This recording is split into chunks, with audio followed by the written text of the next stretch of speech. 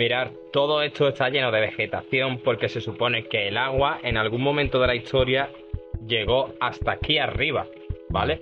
Por eso se ven manchas negras, por eso se ve vegetación y bueno, aparte, la roca filtra el agua, ¿vale? Entonces, en algunos puntos se puede ver cómo sale el agua de la roca. Mirad, chavales, ahí se puede ver cómo cae el agua de las rocas. Qué guapo, tío, con lo que es la naturaleza, ¿eh? Es que, o sea, es que me impresiona. O sea, mira, es que está como lloviendo. Y está súper fría porque viene de la sierra.